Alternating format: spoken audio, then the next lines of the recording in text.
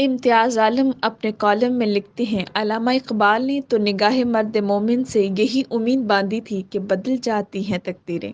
Chief justice قاضی فائز عیسیٰ سے بھی ایسی ہی عرفہ توقعات وابستہ کی جا رہی ہیں، بس ان کے لیے خیر کی دعا ہے۔ وکلاء کی تنظیموں کے عہدیداران سے ملاقات کے دوران ہمارے دیرینہ حریت پسند ساتھی عابد ساکی ایڈوکیٹ نے چیف جسٹس سے سوال کیا کہ وہ فیض آباد دھرنے کیس کے خلاف فیصلے کے لیے اپیلوں کو کب سماعت کے لیے مقرر کر رہے ہیں، تو چیف جسٹس فائز عیسیٰ نے اظہارات افنن جواب دیا کہ اگر نہ مقرر کروں تو آپ میرے خلاف کیا دھرنا دیں گے؟ عابد ساکی کا برجستہ جواب تھا کہ ضرور دھرنا دوں گا۔ قاضی صاحب کی اہمیت ایسی جاگی کہ انہوں نے بلا ہچکچاہٹ اپنے ہی بینچ کے 2/6/2019 کے فیصلے کے 4 سال بعد اپیلوں کی سماعت کا فیصلہ کر لیا۔ سب اپیل کنندگان کو نوٹس بھیج دیے گئے۔ پھر کیا تھا، نگاہ مرد مومن کام کر گئی اور سارے اپیل کنندگان ڈھیر ہو گئے۔ وزارت دفاع، جس میں تمام افواج اور انٹیلیجنس ایجنسیاں شامل ہیں، سمیت تمام اداروں بشمول الیکشن کمیشن آف پاکستان اور وزارت داخلہ نے کان پکڑ لیے۔ سب سے مضحکہ خیز کلابازی تحریک انصاف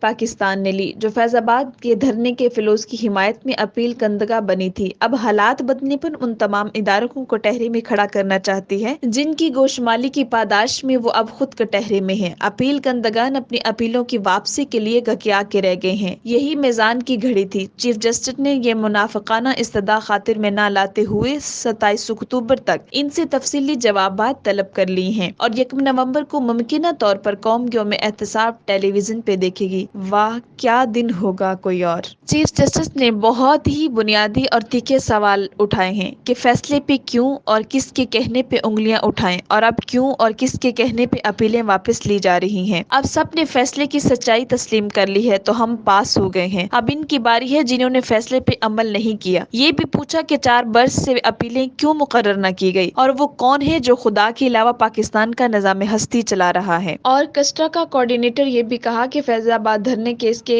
فیصلے اور ٹھوس احکامات پر اگر عمل ہو جاتا تو شاید جڑاوالا میں مسیحی دشمن فسادات نہ ہوتے اور ہجوم کے انصاف کا راستہ بند کیا جا سکتا تھا۔ 12 مئی 2007 کو کراچی میں کتنے ہی لوگ مارے گئے، تو کیا اس پر بھی مٹی پاؤ؟ اگر کوئی شرم ہوتی اور آئین کا احترام ہوتا تو کوئی تو کم از کم ذمہ داری قبول کرتا۔ خود ہی چیف جسٹس نے استفہامیہ انداز میں جواب دیا کہ پاکستان میں وہ سب کچھ ہوتا ہے جو کہیں نہیں ہوتا۔ کہتے ہیں اوپر سے حکم آیا ہے اور آپ کہتے ہیں کہ نظر انداز کر دوں یا معاف کر دوں۔ مٹی پاؤ تو وہ بھی لکھ دیں اور یہ بھی لکھ دیں کہ اپیلیں کیوں واپس لے رہے ہیں اور یہ کہ احتساب ہوگا ہمارا بھی اور آپ کا بھی۔ اگر فیض آباد دھرنا کیس کے فیصلے میں کیا تھا جو مملکت خداداد کے ناخداؤں کے پاؤں تلے سے زمین نکل گئی۔ 43 صفحات پر جسٹس قاضی عیسیٰ کا فیصلہ اور تقریباً 5 صفحات پر مشتمل ٹھوس نتائج، احکامات، فیصلے کے نقطے 53 میں 17 احکامات کی صورت میں دیے گئے۔ اگر صدقے دل سے عمل کیا جائے تو پاکستان کی آئینی جمہوریہ کو درپیش بڑے چیلنجز کا حل نکل سکتا ہے۔ فیصلے میں پاکستان کی تحریک کے حالیہ بڑے واقعات کا جائزہ لیا گیا ہے، جن میں اصغر خان کیس، 14 مئی کو کراچی میں خون ریزی، 2014 کے پی ٹی آئی اور پی اے ٹی کے دھرنے اور فیض آباد کے پل پہ تحریک لبیک کے دھرنے کا جائزہ لیا گیا۔ جتھوں اور ہجوم کی وحشت کو کڑی تنقید کا نشانہ بناتے ہوئے بنیادی انسانی حقوق پر تفصیلی رائے دی گئی۔ سب سے بڑھ کر سیاسی امور میں افواج اور اس کی ایجنسیوں کی مداخلت کو سخت تنقید کا نشانہ بناتے ہوئے انہیں آئین میں دیے گئے افواج کے حلف اور آئینی منشا کے خلاف قرار دیتے ہوئے اس کی سختی سے ممانعت کی گئی ہے۔ دنیا بھر کی خفیہ ایجنسیوں کو ریگولیٹ کرنے والے قوانین کا تقابلی جائزہ پیش کرتے ہوئے یہ بھی نوٹ کیا گیا کہ پاکستان کی خفیہ ایجنسیوں کے دائرے کا سرگرمیوں کی نگرانی کا کوئی اور واضح قانون یا ضابطہ ہے کہ نہیں۔ فیصلے میں شہریوں کے بنیادی حقوق کا تحفظ کیا گیا ہے کہ یہ دوسرے یا عوام کے حقوق کی پامالی کا باعث نہ ہو۔ الیکشن کمیشن کو بااختیار قرار دیتے ہوئے کہا گیا کہ وہ سیاسی جماعتوں کے حوالے سے دیے گئے معاملات پر عمل درآمد کرائے جس میں ان کی فنڈنگ بھی شامل ہے۔ ریاست کو تنبیہ کی گئی ہے کہ وہ اگر شہریوں کو تحفظ نہیں کرے گی تو پھر 12 مئی جیسے خونی واقعات جنم لیتے ہیں۔ ایسے فتوے جو دوسروں کو مصیبت سے دوچار کرتے ہیں کے خلاف قانونی کارروائی کی جائے۔ میڈیا پر بندشوں کا نوٹس لیتے ہوئے پیمرا کو ہدایت کی گئی ہے کہ وہ کیبل آپریٹرز کے خلاف کارروائی کرے یا پھر ان کے اداروں کو کہے جو بھی بیجا مداخلت کرتے ہیں۔ تمام انٹیلی ایجنسیوں کو حکم دیا گیا ہے کہ وہ اپنے مینڈیٹ سے تجاوز نہ کریں۔ انہیں حق کی اظہار کو روکنے یا میڈیا میں مداخلت کا کوئی حق نہیں۔ آخر میں تمام افواج کو انتباہ کیا گیا کہ آئین ان کی کسی طرح کی سیاسی سرگرمی میں ملوث ہونے کے سختی سے ممانعت کرتا ہے۔ وزارت دفاع اور افواج کے سربراہوں کو حکم دیا گیا کہ وہ اپنے ان تمام ماتحتوں کے خلاف کارروائی کریں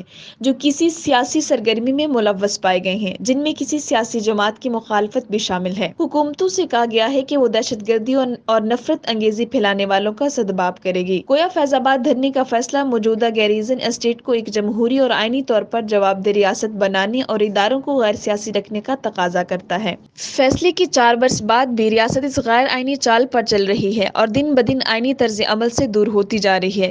جب اتھارٹی جنرل نے وفاق کی طرف سے فیصلے پر 1 ماہ میں عمل درآمد کی یقین دہانی کرائی ہے، تو کیا چیف جسٹس مٹی ڈالیں گے یا پھر ریاست اور اس کے تحت حکومتی اداروں کو آئین قانون کی عملداری کرنے اور اپنے حلف کی پاسداری پر راضی کرنے پر آمادہ کر لیں گے؟ میرے خیال میں افراد کی بجائے واضح ادارتی اصلاحات کے احکامات کی ضرورت ہوگی۔ شاید اس کے لیے 555 بریگیڈ کی کمان چیف جسٹس کو دینی پڑے۔ دوسری جنگ عظیم میں چرچل نے روزویلٹ سے کہا کہ کیوں نہ ہم پوپ کو گروپ آف فیور میں شامل کر لیں۔ اس پر اسٹالین نے پوچھا کہ اس کے پاس کتنے بریگیڈ فوج ہے۔ نگاہ مرد مومن سے بدل جاتی ہیں تقدیریں۔